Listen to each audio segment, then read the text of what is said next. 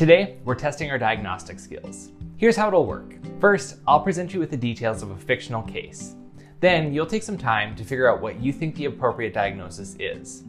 To end the video, I'll discuss what diagnosis would be appropriate for this case. But first, my name is Keegan. I have a master's degree in counseling and I'm a licensed professional counselor.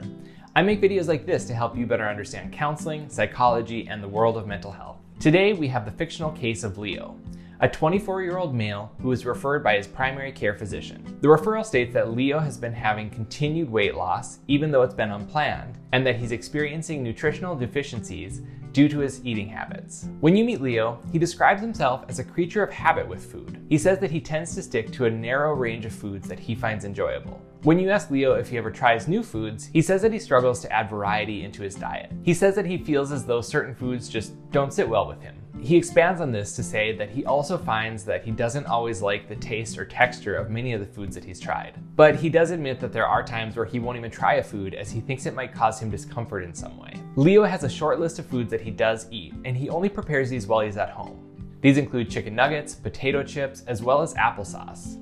And he says that he's very specific about the brand of foods that he gets. He says that these foods have to be the brands that he specifies, otherwise he won't eat them. Leo mentions that he has a hard time eating in other places other than his home. When he's out of the house, even if it's a food that he does typically eat, he can't get himself to eat it. As Leo has struggled with his eating, he's begun to isolate more. Because he struggles to eat in social settings, he doesn't participate in any group meals, such as with his family or friends. Leo reports that he's feeling quite depressed because of how disconnected he's become from other people in his life. When you ask Leo about his eating habits during childhood, he says that his preferences for food have been pretty much the same throughout his life. However, in adolescence, he notes that they became more rigid and that others started to notice the ways that he was eating too. Although he didn't remember the specific age that it happened at, Leo discussed memories from childhood where he would gag on foods or where he would feel nauseous after eating. He says that he doesn't remember anything specific causing these things to happen though. When Leo has tried to expand his list of go-to foods, he says that this has been unsuccessful. He reports that trying new foods is a very stressful experience for him.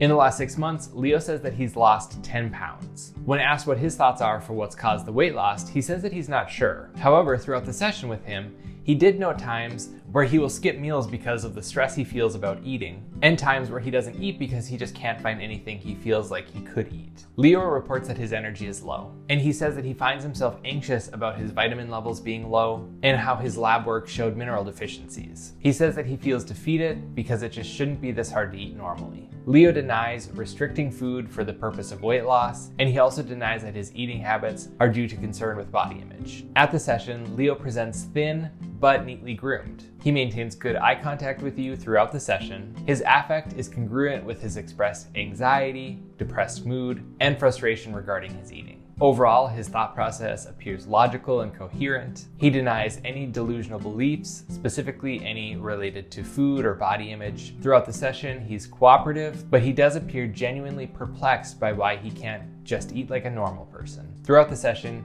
you don't observe any clear signs of a thought disorder or psychotic symptoms. That's the case of Leo. Real quick, if you're enjoying this video and finding it helpful, please help me out by giving it a like and subscribing. We've reviewed the case of Leo. If you need, go back and rewatch any parts that you might need repeated. I'll start the countdown in just a second here, but if you need more time to come up with your diagnosis, feel free to pause here.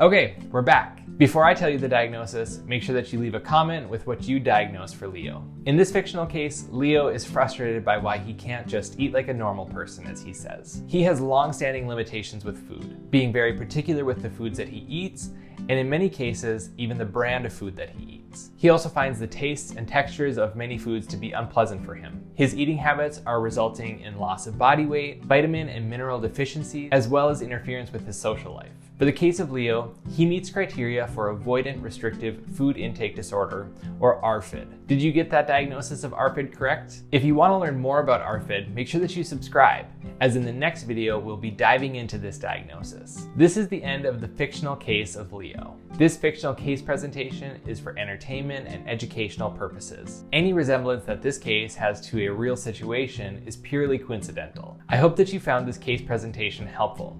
While you're here, make sure that you check out some of the other videos on my channel. Thank you so much for watching, and I'll see you in the next video.